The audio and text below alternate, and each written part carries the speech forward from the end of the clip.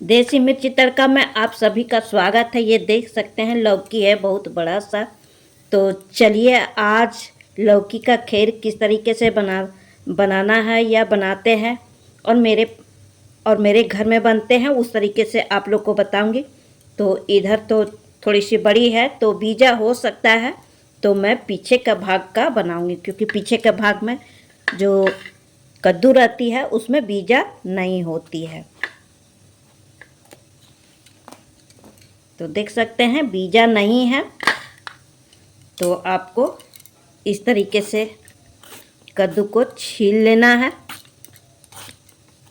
ये देखिए, अगर आगे का भाग लेते हैं तो उसमें थोड़ी बहुत तो हो सकती है बीजा बड़ी रहने से, और नहीं तो फिर लौकी बहुत खींचा है तो कोई दिक्कत नहीं है। इस तरीके से आपको छील लेना। उसके बाद आपको इस तरीके से कद्दूकस ले लेना है। कद्दूकस में आपको घिसना है। तो आपको क्या करना है, इस तरीके से आपको कद्दू को ले करके, और दो टाइप की रहती है, पतली वाली और पतली वाली घसने के लिए और मोटी वाली। तो आपको पतली वाला तरफ से इस तरीके से आपको घसना है कद्दू को, इस तरीके से। तो इस तरीके से आपको घसना है। देख सकते हैं इतनी मेरी लौकी जो है वो काफ़ी है, तो मैं ज़्यादा का नहीं बना रही हूँ। आप चाहें तो पूरा लौकी का अब बना सकते हैं।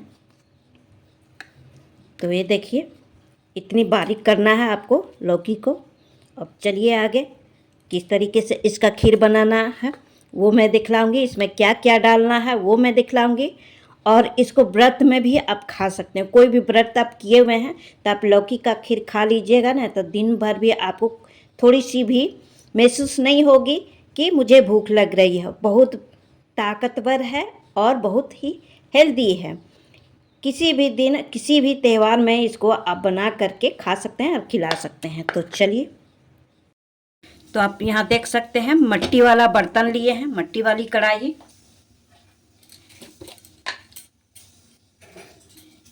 आप लोग को भी मिट्टी वाला ही कढ़ाई लेना है, और नहीं है तो आप ऐसे नॉर्मल अपने जो बर्तन में आप बनाते हैं उसमें आप बना सकते हैं। आपको 1 चम्मच घी डाल देना है, क्योंकि कद्दू को मैं थोड़ी सी हल्की सी इसमें भूनूंगी, क्योंकि भूनना थोड़ी सी ज़रूरी है। इसकी कच्चापन जो है वो निकल जाएगी, इसलिए मैं यहाँ पर थोड़ी सी डालूंगी। इस तरीके से डाल करके मिला दूंगी।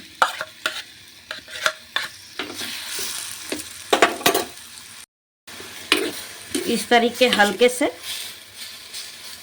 जब मेरी खीर बनेगी ना तो उसमें सोंधापन आ जाता है। कोई भी मिट्टी का बर्तन में कोई भी चीज़ आप बनाते हैं तो नॉर्मल कढ़ाई के जगह पर आप मिट्टी वाला बनाते हैं तो बहुत ही टेस्टी बनती है और सोंधापन आ जाता है।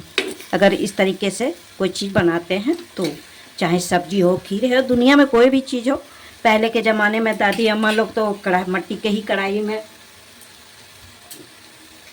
बनाते थे। अब है तरह तरह के बर्तन आ गए हैं तो बनते हैं। अब इसमें क्या कुछ भी नहीं करना है, आपको आधा लीटर दूध डाल देना है इस तरीके से।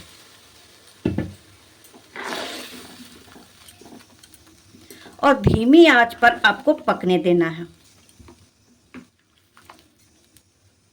ये देखिए इस तरीके से आपको धीमी आंच में धीरे धीरे आपको पकने देना है। तो आप देख सकते हैं इस तरीके से धीरे धीरे आपको खोलने देना है।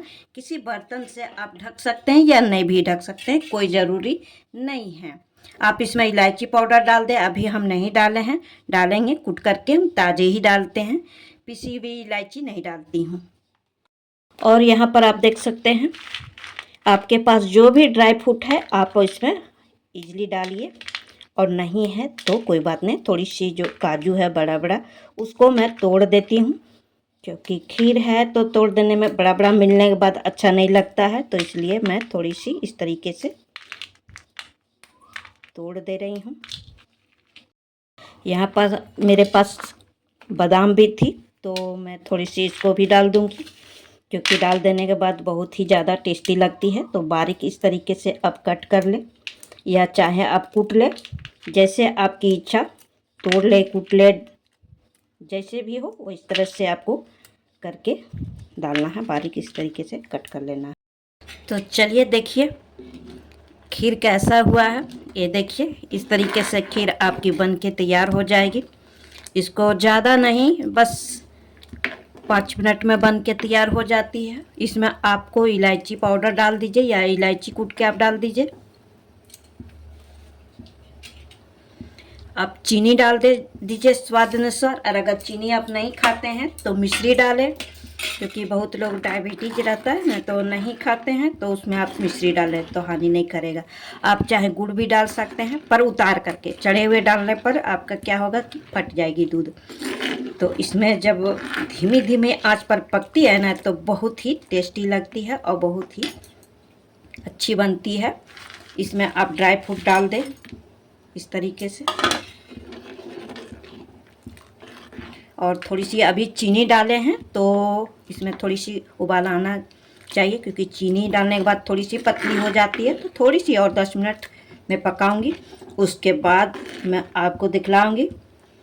और इसको ठंडे होने के लिए आपको फ्रिज में रखना है, और ठंडी हो जाती है तब खाने में मज़ा आता है इस खीर को। तो अभी और मैं 10 मिनट करूँगी, क्योंकि इसको चीनी डाले हैं तो इसको पकाना ज़रूरी है।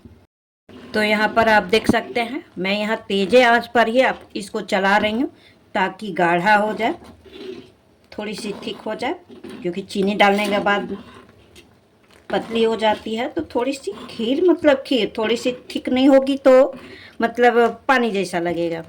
तो इसको थोड़ी थिक करने के लिए आपको इस तरीके से चलाना है, ताकि जो लौकी है वो अच्छी तरह से इसमें गाढ़ापन ले आए।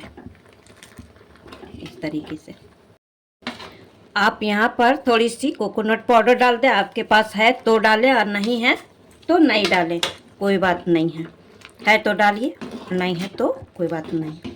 कि ये जो खीर नहीं समझिए तस्मई बन गई है। और इसको एक कटोरी एकदम ठंडा ठंडा बाहर से जब आते हैं गर्मी में झुलस करके घर के सदस्य, तो उनको एक कटोरी आप खिला दें तो समझिए ताकत से भरपूर है। और खाने के बाद तो इतनी ताकत आ जाती है कि कहने लायक ही नहीं है। करीब करीब हो गई है, देखिए गाढ़ा, ज़्यादा भी गाढ़ा नहीं होना चाहिए, इस तरीके से थोड़ी सी ठीक होना चाहिए।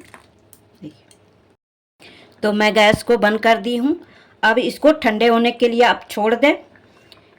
फ्रिज में ठंडा करके खाए या नॉर्मल खाया, आप किसी भी तरीके से खाए, कोई दिक्कत नहीं है। आपको कैसा लगा लौकी का वो ज़रूर कमेंट करिएगा, बताइएगा। और कटोरी में मैं डाल करके आप लोग को दिखलाती हूँ। तो इस तरीके से देख सकते हैं कटोरी में निकाल लिए हैं, आप भी निकाल लें।